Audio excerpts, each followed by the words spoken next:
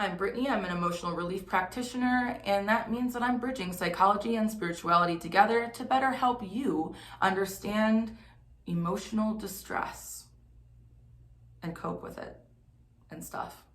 Anyways, with that being said, oh God, did I just really itch my nose? When I work with spirit, I literally constantly am touching my nose, so excuse me. So this is kind of a part 2 of the anxiety coping stuff because I feel like it's important that we keep talking about anxiety. It is so prevalent today and I see it constantly with clients.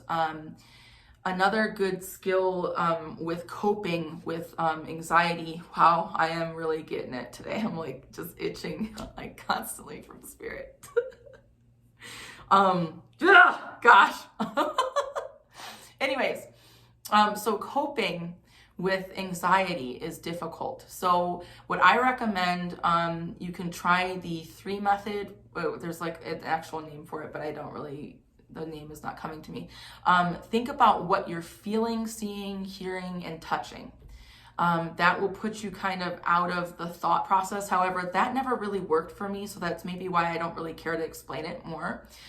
What has worked for me time and time again is when I start feeling a buildup of this anxiety of oh my gosh, what's gonna happen? What's gonna happen? What's gonna happen? What's gonna happen? Oh no, what about this? What about that? What about this?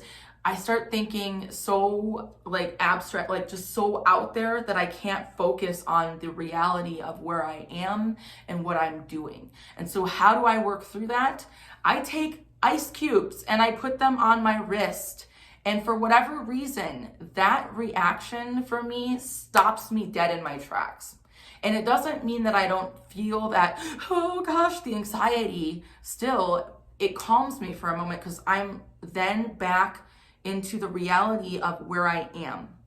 And then once I've kind of centered back into my reality, it doesn't mean those thoughts are going away, but I can start to rationalize things a little bit more. So ice or cold water helps, but stopping whatever you're doing and getting up and physically moving yourself out of wherever you are at that moment where you're starting to build up literally can recenter you completely. And so that's what I recommend when you start to experience those types of emotions because they're so strong. Anxiety is so impactful and powerful, and it's something that there's a million ways to do it.